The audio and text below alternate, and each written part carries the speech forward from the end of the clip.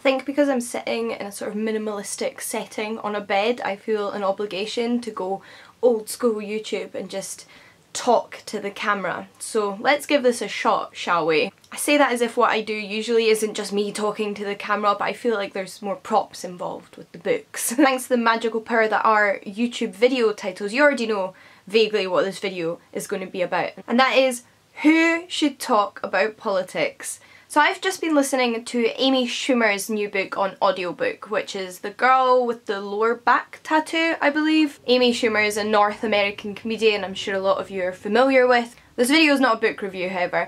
Something Amy said in the last few chapters of this book was in response to people who have criticised her for speaking out on issues she cares about, like gun control. Lots of people who apparently enjoy her comedy have said to her that they've come to her for comedy and she shouldn't talk about these kinds of things.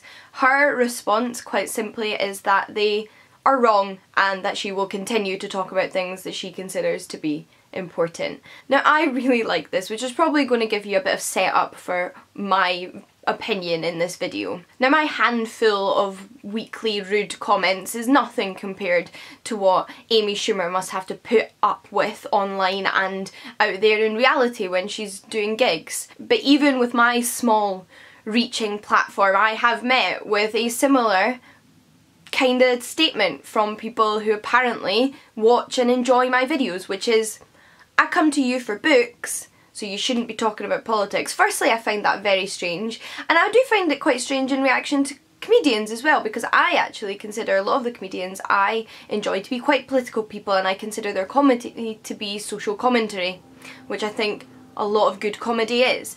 And similarly, when I talk about books, I consider most books, even if they're not non-fiction on current affairs, to be political in some way. And I certainly think as an individual, my interest and passion for politics, current affairs and social justice informs me as a reader and vice versa. So in that very simple sense, I think the two are impossible to separate. The reasons why I shouldn't give my political opinion don't stop there. Obviously, I wear too much makeup and spend far too much time on my hair to have an informed political opinion, which, apart from being absolutely ludicrous, is not even logical. I actually just sat doing my hair in front of the mirror whilst also listening to the Labour Party leadership hustings from Glasgow on YouTube. Like, oh my god, I can multitask. But in my experience, both the way I look, my age, or the age I look, and my gender seem to be of relevance to when people are assessing how important, informed, or relevant my political opinion is. I have met with many statements online like, "You're just a stupid little girl, what do you know?" I mean, first of all, I'm not a girl, I'm a woman, I'm a 24-year-old woman, which is still relatively young, yes, but irrelevant all the same. But I do appreciate that I have the youthful glow of like a 16-year-old half the time. But neither my appearance nor my gender are actually relevant to assessing whether to disregard my opinion, which some people will continue to do. Before I get off track, not only did this part in Amy Schumer's book remind me of my own experience, it also reminded me of an interview I'd watched recently on Owen Jones's YouTube channel. Owen Jones is a British journalist and he interviewed Paloma Faith on his channel. It's just a 10-minute interview, free to watch, so I'll link it down below. If you're not aware, Paloma Faith is a musician. And this was an interview about politics. That's what Owen Jones's channel is about. And naturally they touched on the topic of whether people with public profiles like musicians should share their political opinions. As somebody who probably 90% of the opinions they hold have some sort of political resonance, I find the question itself odd, but it's not a question that Owen Jones and Paloma Faith were discussing out of nowhere.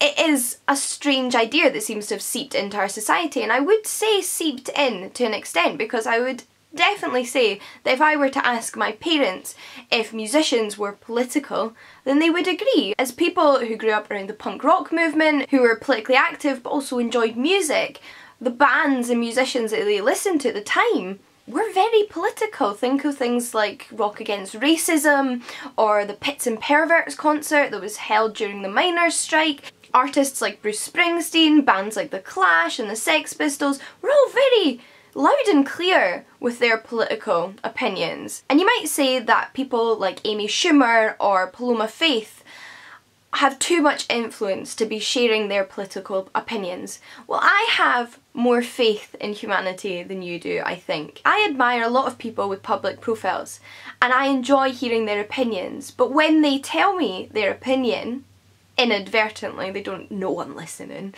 I don't take it for granted. And not only do I think that anybody and everybody should be able to share their political opinion, I think they should be encouraged to do so, and I think we should all push ourselves to do so.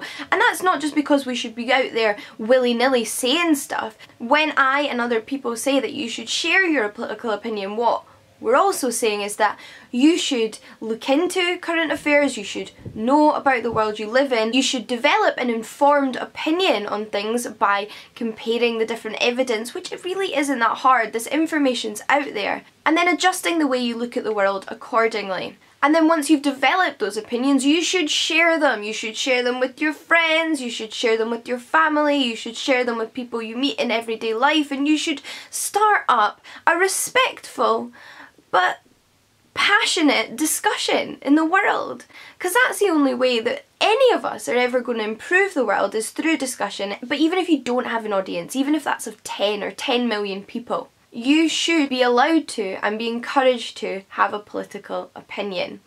You might be sitting there thinking, well, what do I know about current affairs? Who am I to say what is right and what is wrong? Well, simply put, you are a human being that lives on this planet, and that very fact is what gives you the right, but also the responsibility to hold political opinions. I'm not saying you can have an opinion on every single thing, or at least a well-developed, nuanced and unmoving opinion on every single thing, but to inform ourselves about what's going on in the world we live in is not that difficult, and it's something we should all strive to do. I could go on for quite a bit longer though. I've already been sitting here for half an hour. Goodness only knows how I've managed to edit whatever you're watching right now. But I'd love to hear your thoughts on anything I talked about in this video. And until next time, happy reading, and I'll see you all again soon. Bye!